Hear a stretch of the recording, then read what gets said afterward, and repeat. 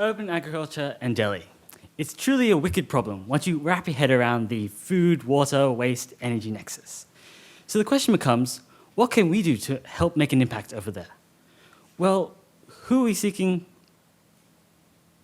to help anyway? Well, this is Ravi. With his civil service salary, he can comfortably provide for his family. They live near Delhi University.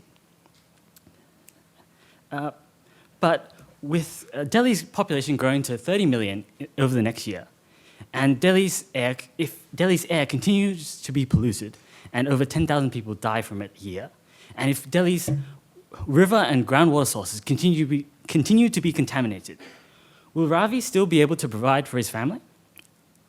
This is what we see as a critical problem, that Delhi's food systems do not provide its growing residents with sufficient healthy, affordable, and accessible food in a sustainable way. ReGen will provide beautiful food forests to urban dwellers as hubs of sustainable, fresh food production, ensuring food security, whilst also increasing land value through amenity and meaningfully employing migrants. So what are food forests? Well, food forests mimic the way nature's been growing things for the last 4.5 billion years. So just like forests, they require minimal maintenance, minimal watering, and have minimal cost, while still growing a lot of food. Food forests also provide for biodiversity, rebuild soil health, helping to grow other crops, as well as play a role in water-sensitive urban design, helping manage stormwater and floodwater. Using perennial crops, such as cassava and palms, we can provide for continuous production at low cost. ReGen will allow migrants from rural areas who already know a lot about growing things and provide them paid opportunities to apply their skills to design and implement food forests on campuses across New Delhi. ReGen will then perform harvest as maintenance, keeping these food forests in peak condition and taking what we harvest from those forests to market to sell to the residents of New Delhi at affordable prices. As a service-based business, we will provide our two customers, universities and companies, with options to have a one-time perennial installation of plants, which we will then maintain, or subscriptions for more intensive annual production. We will also provide our clients with the opportunity to make meaningful corporate social responsibility impacts, both directly through the environmental and sustainability benefits of food forests, as well as the wider social benefits, in addition to the marketing and PR benefits that participating in such a program would provide. Thank you for your time.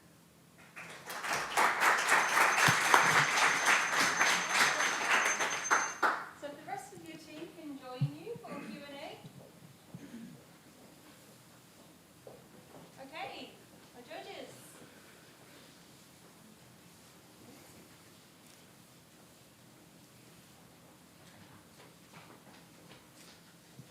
Well done. Tell us a little bit about the cassava and palm. Where does that fit into this? So that's the raw materials that your forests will produce. What finished food does that go on to supply? We're not sort of focusing on the whole sort of market. We're just providing a different way to grow all these things. So as in, we just mentioned those plants because they fit into sort of food forests, so there's all these different layers, and so they can all stack on each other. So they would go into whatever traditional markets and sort of streams that they would normally go to. Okay, but not processed, just the raw food. We wouldn't process them, no. Could you clarify the location where these food forests would be? Are they supposed to be in the city? I think you said something about campuses. Where do you see these? Where's the location? Yep, so we'd be initially targeting university campuses because they already have large body, sort of green areas, which we can sort of move into and potentially replace. So food forests obviously provide both the food but also amenities, so they look great, as well as provide biodiversity, all the other benefits that greenery can bring. Okay, just a follow-on question then. So those spaces that are green spaces on campus are already used for something, right? Recreation space or something else. What will happen if you have the food forest there? Will people still be able to use the space? So obviously we would try to take over all the lawns, but say they have hedges, they have sort of boulevards which are lined with trees and such, and that's where we target more.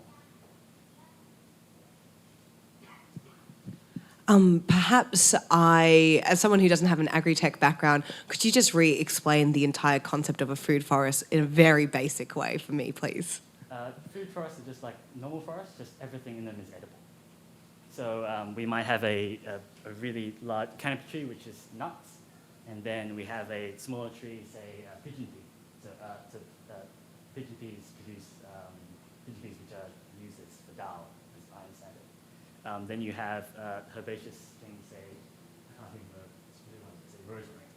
And then you have vining plants, say sweet potato, which can go up, as well as they go below ground. And that just allows you to, instead of the conventional agriculture where you can only have one crop in any certain space, you can have, say, 7 different crops in the same space, as well as over time. Forgive me if I ramble a bit, but the other thing apart from the other thing about them is that they're all perennials. So, and most vegetables we have are annuals. We need to sow them every year. It takes time, energy. It also leaves the soil bare. So this is a perennial system where it's constantly there. It's constantly building up sort of soil health. Forms beneficial relations with bacteria in the soil. Great. Sounds sort of very. That explains. Thank you.